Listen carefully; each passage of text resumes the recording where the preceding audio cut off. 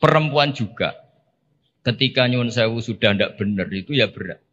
Makanya ini yang kita harus hati-hati. Allah memberi contoh kepada orang-orang kafir, imra'atan Nuhi wa imra'atan Lut. Kanata tahta abdaini min ibadina sholihaini. Tapi fakhonata huma falam yukhniya anhuma minallahi syai'a wa qilat khulan nar ma'ad dakhilin. Itu contoh yang perempuan gagal. Tapi perempuan yang sukses padahal suaminya itu enggak benar. Ada juga contohnya wa imra'ata Fir'aun. Sehingga di Indonesia alhamdulillah barokahnya Rasulullah sallallahu alaihi wasallam. Contoh yang pertama itu hampir jarang terjadi. Yang suaminya soleh, perempuannya tidak solihah itu jarang. Tapi kalau yang lelakinya tidak soleh, perempuannya tetap solihah itu banyak. Jadi alhamdulillah itu barokahnya Rasulullah sallallahu alaihi wasallam. Jadi kebalik kalau di Indonesia malah suaminya nggak benar, istrinya itu benar solihah itu. Itu nggak benernya suami jenengan tuh cek sepele ini Fir'aun.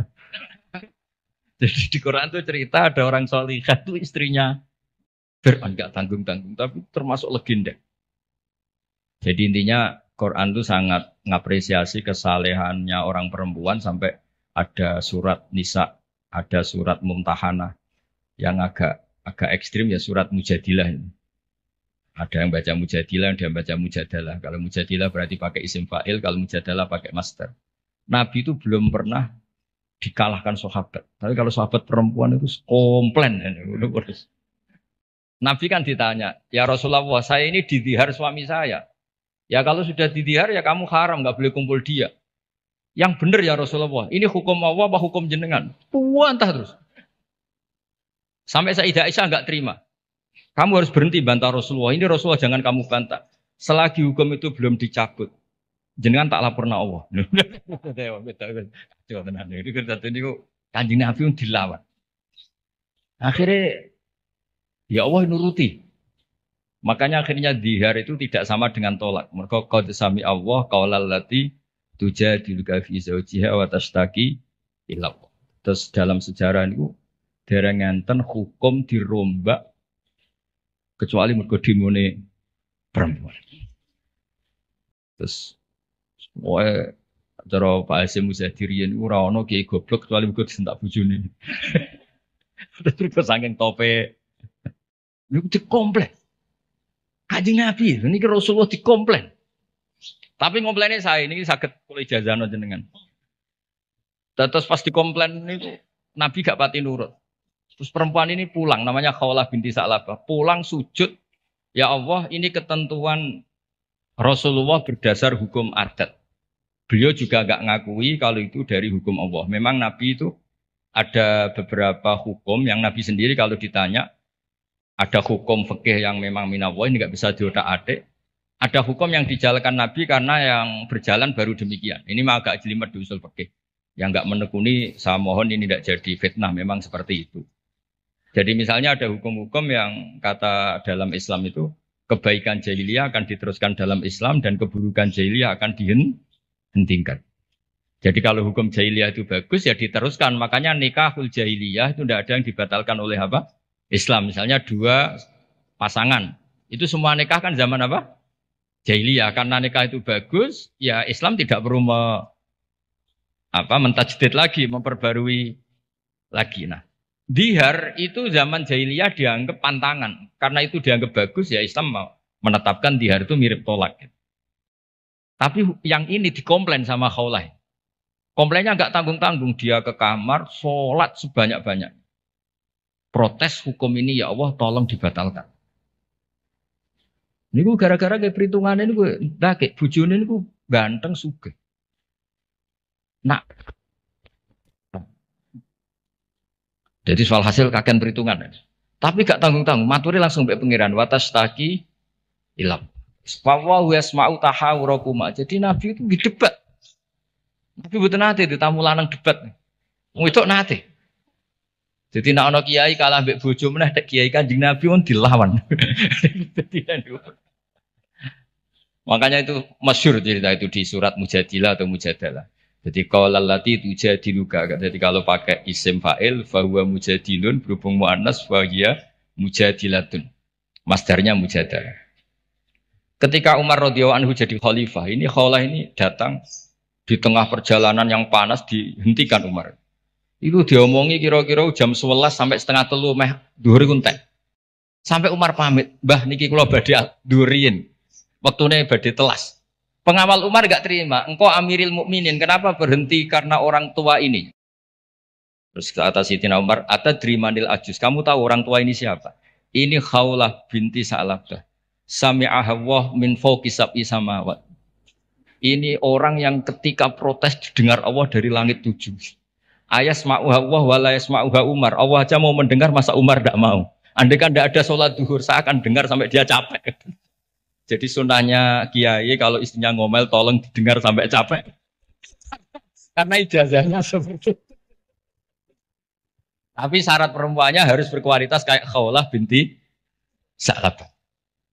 Jadi kalau protes itu pertama sujud dulu di kamar sampai Allah mendengar.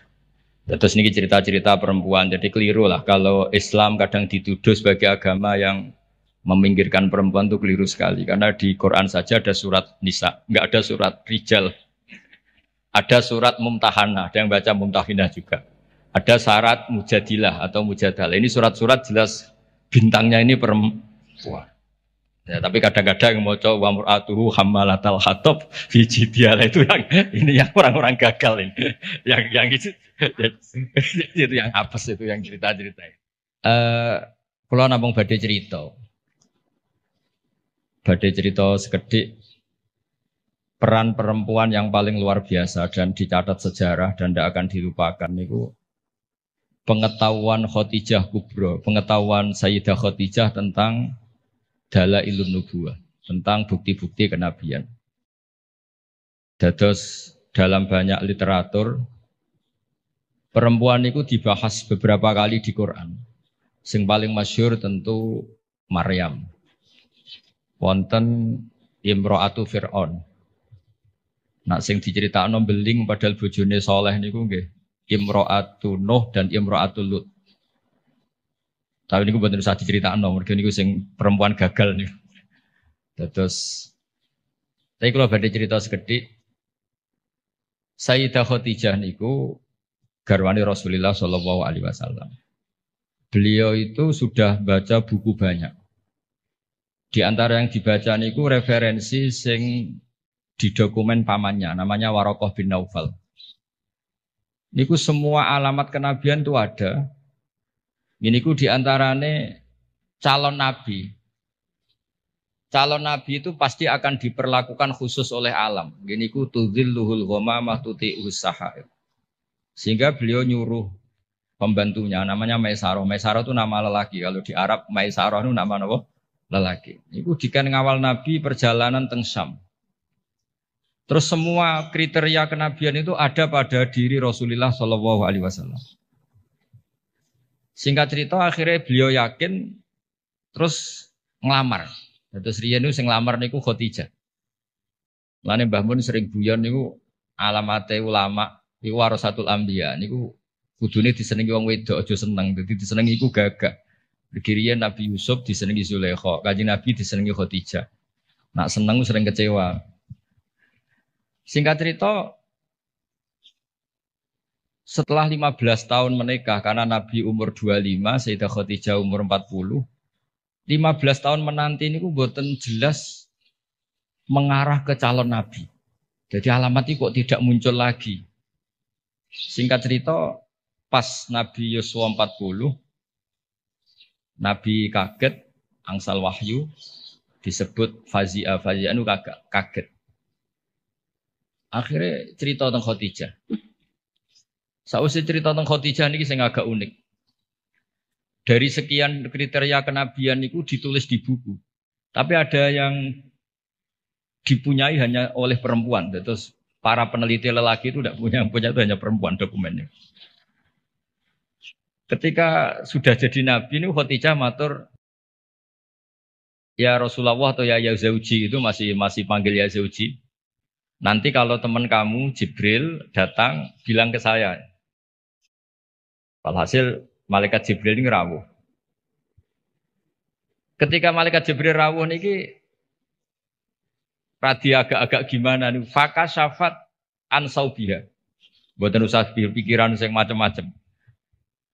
Barang sebagian tubuhnya dibuka, Khadijah tangklet. Jibril masih. Jare Nabi lari. Terus ditutup malih, ditanya. Jibril ijek. Sekarang datang lagi. Ternyata di antara dokumen yang dipunyai Sayyidah Khadijah, kalau Muhammad ini Nabi betul, maka malaikat itu cirinya, kalau melihat aurat perempuan itu lari. Makanya ini dokumen hanya khusus perempuan. Padahal Khadijah ini tidak tahu malaikat tidak tahu. Dan Nabi juga agak ngerti kalau posisinya dites. Jadi Nabi pas santai-santai mbek Khadijah bilang, engkau nak kancamu teko. Kalau istilahkan sohibukum, kalau yang memberi wahyu ke kamu datang, bilang ke saya. Itu bukti seakurat-akuratnya. Kalau seorang Nabi itu ummi itu makun tadrimal kita bualal iman, Nabi ada tahu. Tapi definisi-definisi kenabian itu orang lain tahu semua. Maka kata para ulama, hampir semua ulama, andekan Tareh itu menulis awaluman amana mutlakon, itu yang menang Khadijah, bukan Abu Bakar. Jadi partai perempuan yang menang. Jadi andekan cara penulisan sejarah itu siapa yang pertama iman secara mutlak, tidak melihat kelompok dan golongan, pasti yang menang itu Khadijah, seorang perempuan. Mau ini sengudang ibunya itu dia menang no partai perempuan. Jadi kalau ini rada wedi. Nggih, sing jelas niki pertama dan terakhir kula nuruti mbah kula Mbah Jamil kalah tuwa. Nek. Karena saking muslimat. Saya itu diundang muslimat pusat beberapa kali dereng muni yo, ketoke kok ora ono sing luwih tuwa, dadi saged bali lho. Dadi dereng kula turuti hingga detik ini ketoke ora ono sing luwih tuwa dadi. Tapi nak diundang wong sepuh kan saged ngancam sithik-sithik.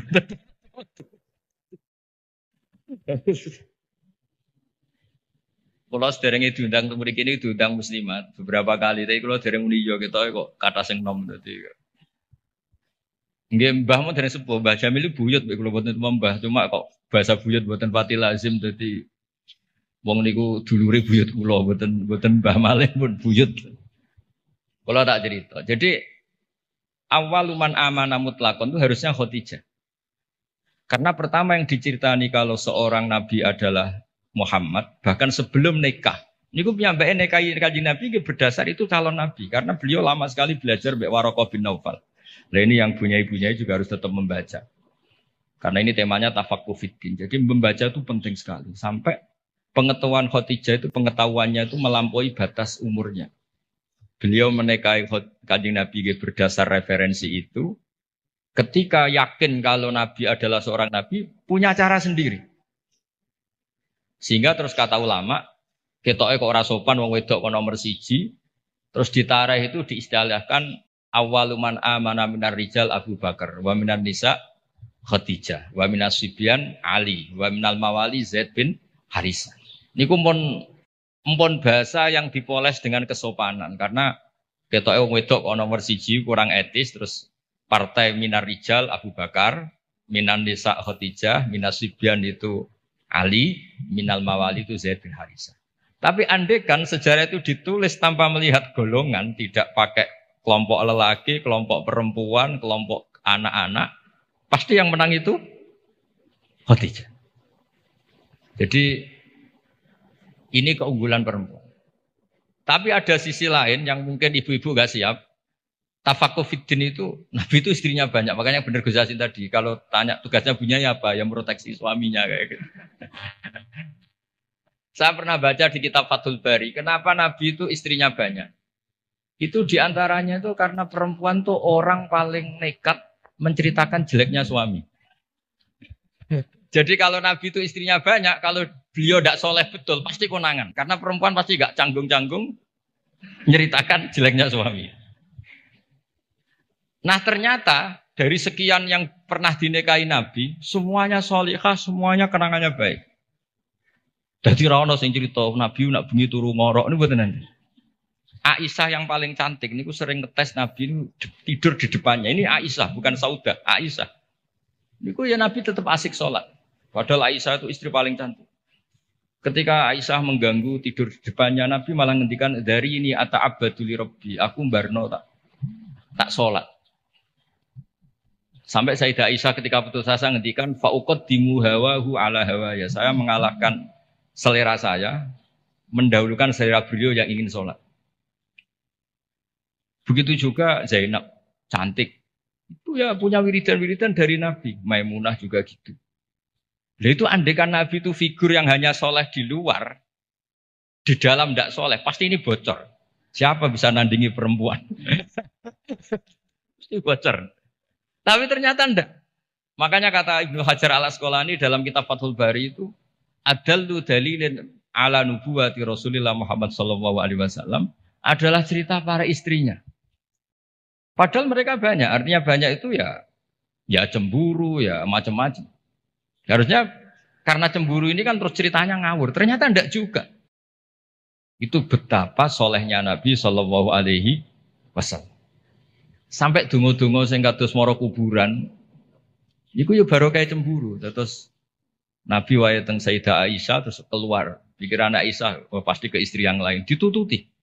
Terus jenengan gak ada mata-mata yo ono sanate. Jadi ditututi. Ditututi ternyata mboten pirsa Nabi kalau ditututi. Ternyata kalau malam niku nilii teng baki. Nilii teng baki assalamualaikum warahmatullahi mukminin wa inna insyaallah bikum lahiqun. Niku riwayat Sayyidah Aisyah berdasar cemburu gara-gara buntuti ini akhirnya riwayat. Oh ternyata bojoku nak dalu iku penggaweane maro kuburan. Terus begitu juga cerita-cerita yang lain. Belum masalah hukum. Dulu hukum itu tidak diketahui kalau tidak barokahnya perempuan-perempuan itu. Ada sahabat tuh agak usil. Gimana hukumnya mencium istri ketika Ramadan? Batal enggak ya?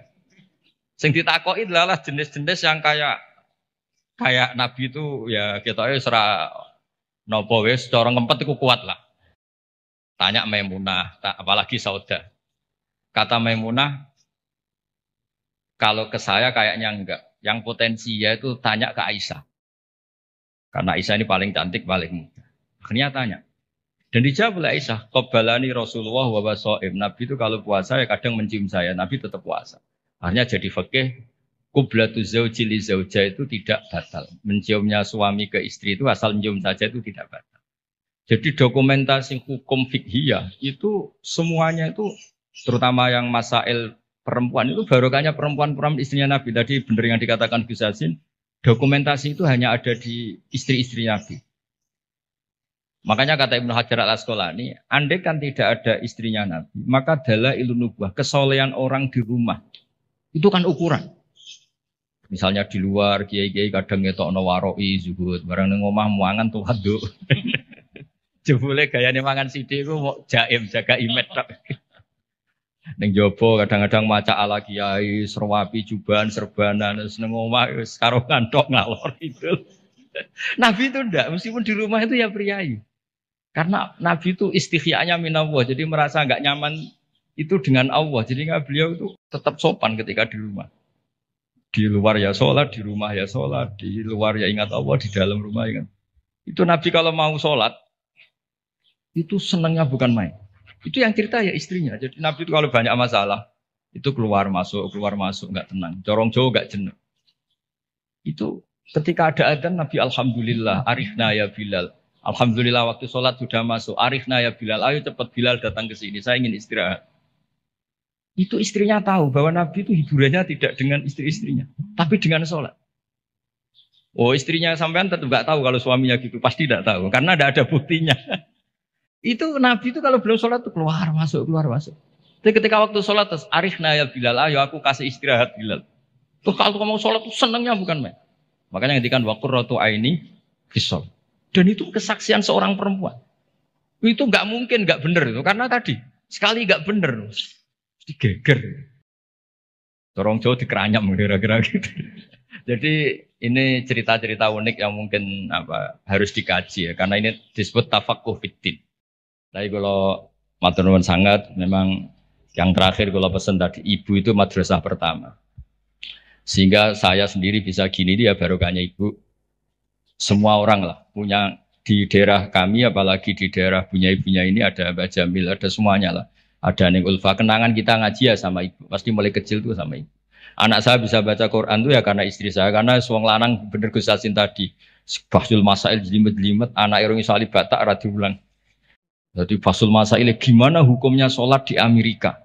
Puasa di Amerika yang siangnya kadang 19 jam. Gimana hukumnya sholat di bulan? Terus kiblatnya gimana? Apa mengkurep apa gimana? Wah, anak era sama Quran di Barno. Nah ibunya kan ngomel. Bar maghrib didusi dicemplung los, pokoknya nang adus nang diulang ngaji. Akhirnya sama Quran. Jadi walhasil itu makanya Imam Syafi'i ngendikan al-madrasatul ula, yang dikatakan madrasah pertama adalah seorang apa? Ibu. Makanya rata-rata anak Indonesia itu benci bapaknya, itu juga didikan ibunya pasti.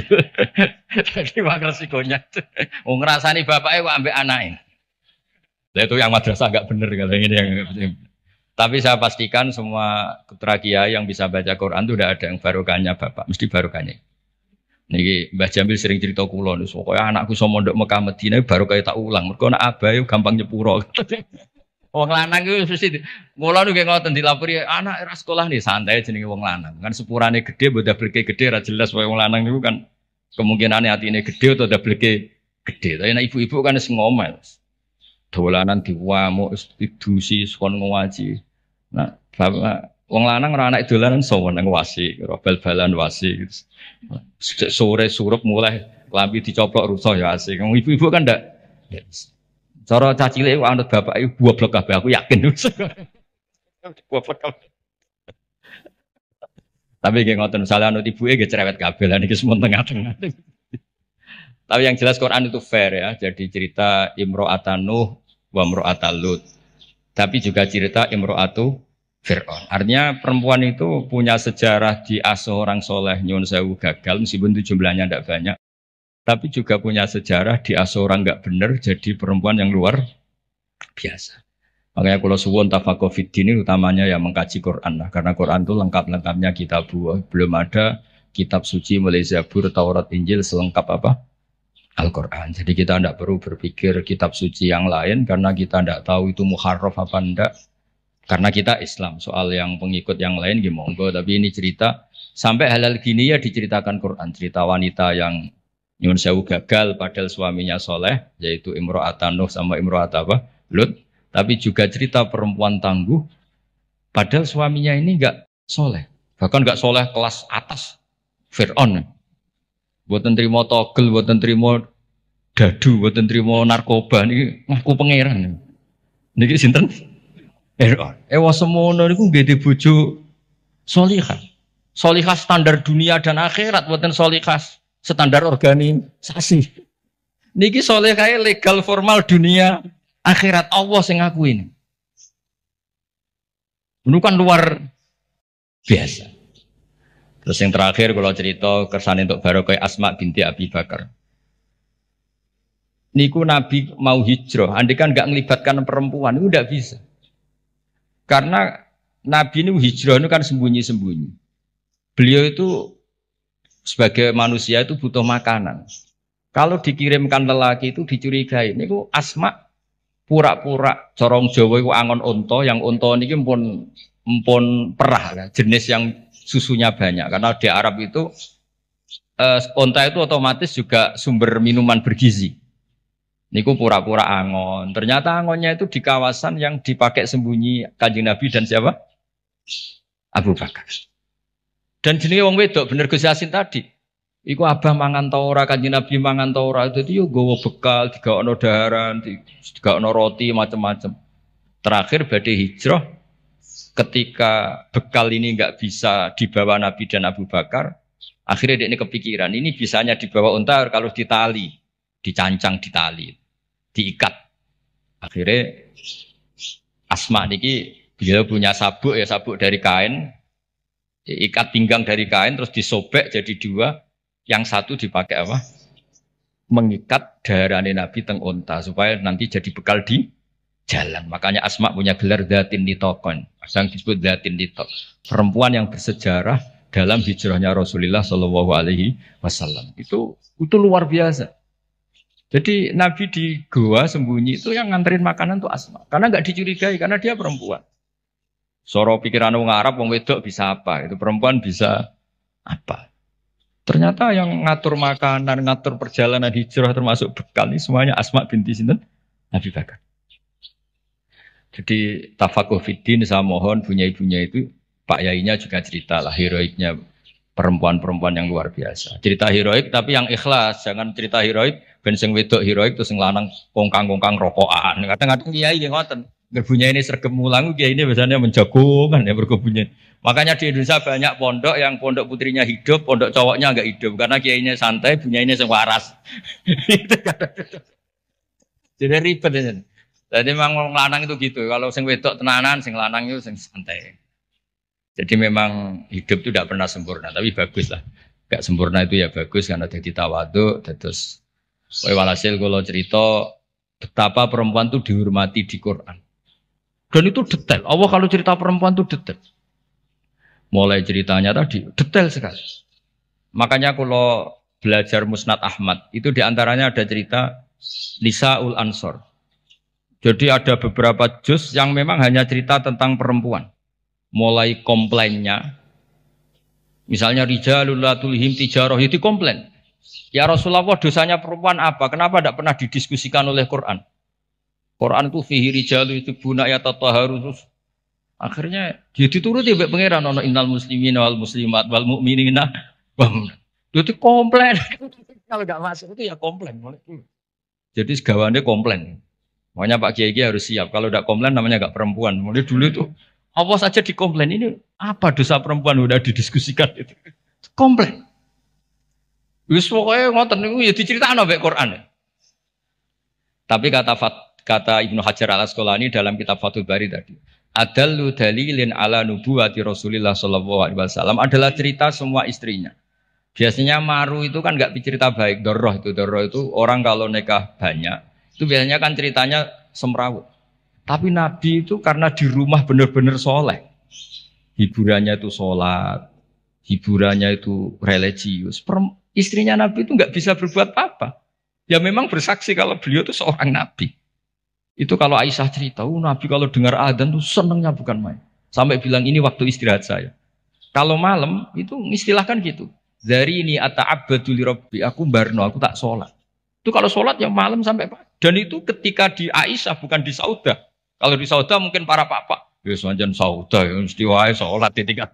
Ini di cerita ini cerita Sayyidah Aisyah. Banyak kiai istrinya tidak tanci saja gak tahajud. Saya nak bojone ayu malah atau tahajud kan. Ini Sayyidah siapa? Aisyah. Zainab juga gitu. Setelah Rasulullah intaqala ila rafiqil a'la, setelah Rasulullah itu kapundhut. Bahasa hadisnya intaqala ila rafiqil a'la. Niku Sayyidah Zainab tuh kalau wiridan di masjid tuh sampai kayak apa? Alasannya ya kenangannya sama Nabi. Beliau kerja jadi penenun, dijual, terus disodakohkan. Itu ketika ditanya, kenapa kamu suka sodakoh?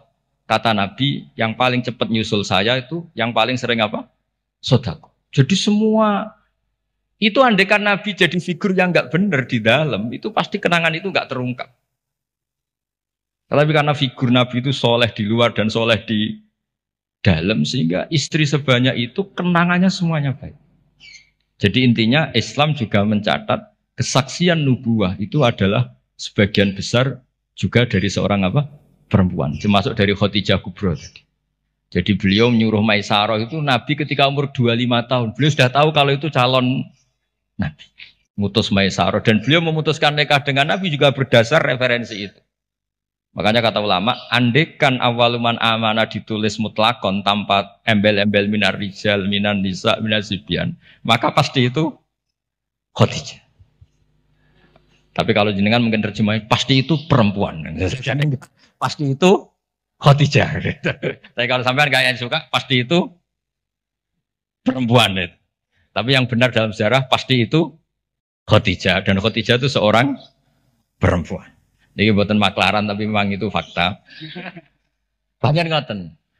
Tapi ya perempuan ya tetap perempuan. Tapi Khadijah bisa gitu tuh baru kayak wong lanang. Jadi Warokoh bin Naufal.